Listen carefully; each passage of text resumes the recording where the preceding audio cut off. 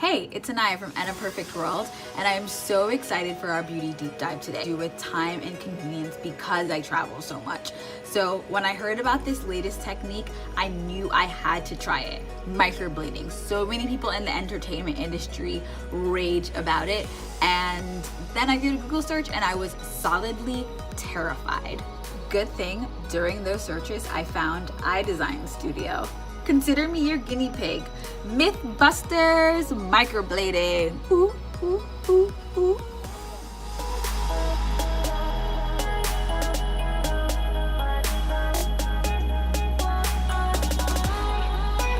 I'm really excited, a little nervous, but Nadia made me feel really okay about the whole process.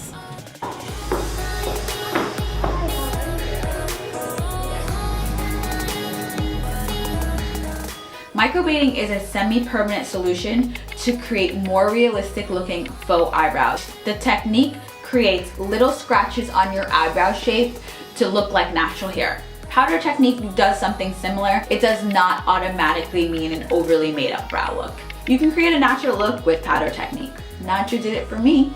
Versus hair strokes, powder technique uses thousands of tiny little dots of pigment that are inserted a little bit deeper and last longer. At iDesign, they do not shave your eyebrows. Actually, they clean them up a bit for drawing, so when you leave the studio, you look like you just had your brows freshly done. They consider the look you want, the shape of your face, and natural brow shaping techniques for the drawing process.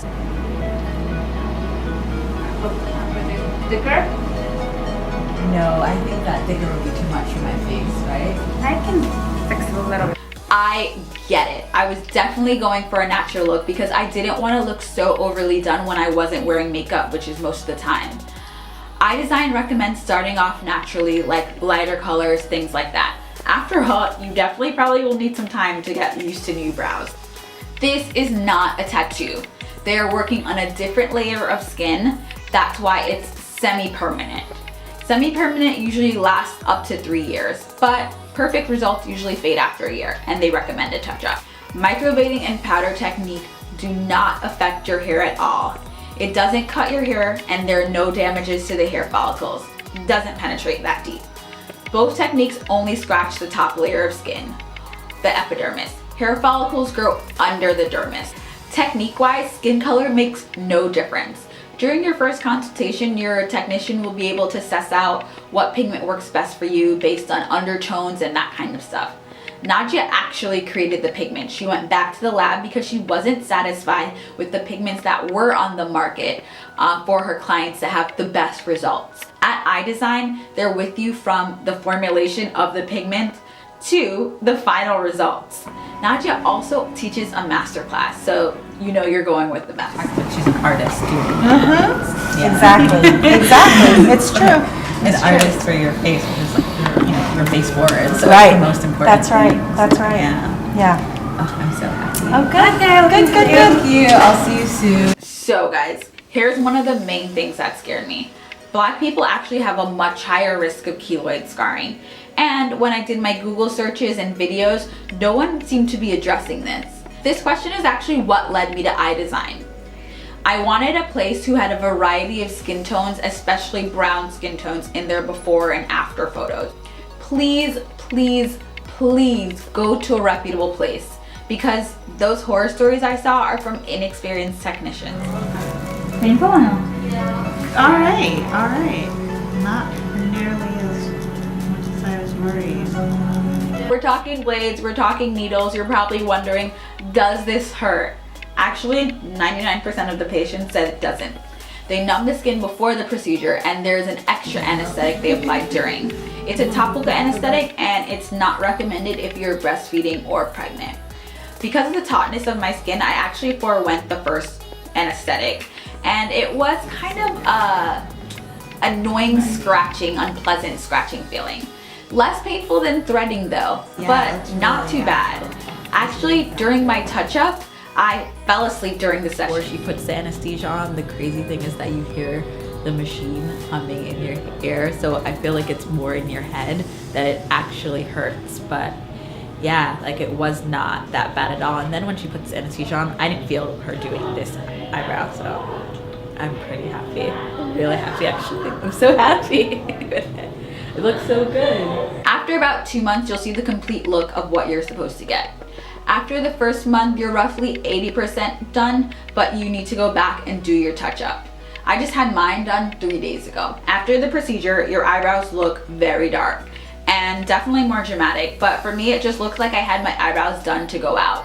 The next day, it's even darker, probably the darkest that it will be. After about a week, you'll begin to scab and your brows look 40 to 50% lighter. That's why you go in for the touch-up.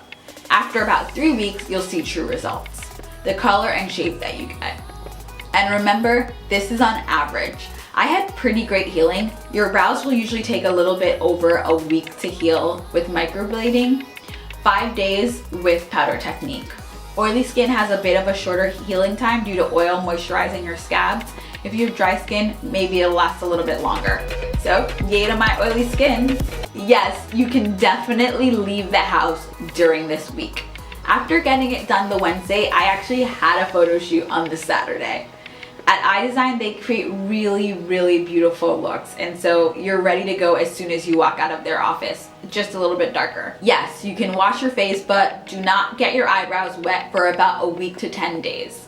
You're waiting for your skin to regenerate after scratching so the pigment becomes stuck under your skin. I recommend wipes during this time. Scabbing can be a bit patchy.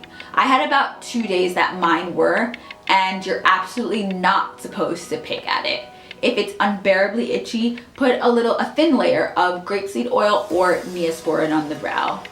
And if you're feeling super self-conscious, you can feel free to pencil in those little patchy bits. Do your research. I was really lucky to find iDesign. I took advantage of my consultation. I went to other places for consultations and I didn't feel nearly as comfortable. Make sure the studio's clean. We're dealing with open skin here. Ask before and after pictures. And most importantly in this process, ask for pictures after the healing process. Travelers, listen up. Nadia does not recommend this procedure before your vacation if you're heading to a place with a lot of pools, sun, and sand. Your color could fade a little bit in the sun. Wait until after the healing is complete. It's better if you do the 2 sessions and then go on vacation. If you are going out into the sun, apply a layer of sunscreen, which you should be doing anyway. Like before, when I had more eyebrow, when I would get them freshly done and threaded, I want that confidence all the time. Yeah, it's a really nice procedure, and it's worth it. Whatever you have to do to feel the most confident you, I say go for it. I'm all for it. Book your appointment today, and I'm gonna do another video on just my healing process if you wanna see some details on that. Thank you for watching. Everybody gets used to it, I think, everything.